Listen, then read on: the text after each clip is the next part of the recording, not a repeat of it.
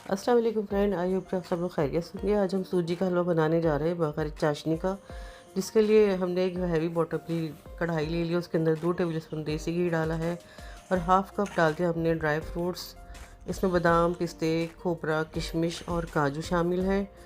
तो ये तमाम हमने डाल दिए हैं। इनको तकरीबन 1 से 1.5 मिनट हमें रोस्ट कर लेना है, फ्राई कर लेना है और उसके बाद हम इसको निकाल लेंगे और इसी कढ़ाई में हमने बाकी का प्रोसेस करना है। तो ड्राई फ्रूट तो डन हो चुका है, अब हम इसको निकाल रहे हैं। अब इसके अंदर हम जैसे ही निकाल लेंगे, कढ़ाई को हमने साफ़ कर लेना है और इसके अंदर डाल देंगे सूजी। सूजी हमने ले ली 1 कप भर के और इसके अंदर डालेंगे तकरीबन आधा कप देसी घी और इसकी हमने बुनाई कर लेनी है 8 से 10 मिनट या इतनी देर के इसके अंदर से अच्छे से खुशबू आने लग जाए और जो घी है वो भी ऊपर नज़र आने लग जाए।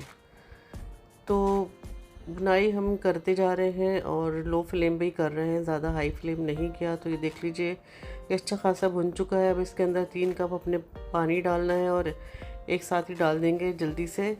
और 3 कप हमने वो लिए थे जिससे हमने सूजी ली थी, उसी कप से हमने पानी भी ले लिया था। उसी कप से हमने चीनी ले ली है 1.5 कप या 200 ग्राम, 300 ग्राम।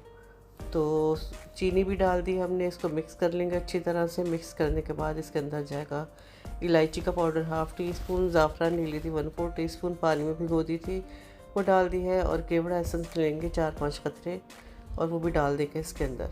फिर हमें पकाना है इसको इतनी देर के ये अच्छा सा ठीक होने लग जाए और इसका जो है घी ऊपर नज़र आने लगे। साथ ही हमने ड्राई फ्रूट भी डाल दिए हैं। आधे ड्राई फ्रूट डाले हैं, आधे हमने गार्निशिंग के लिए रख लिए हैं।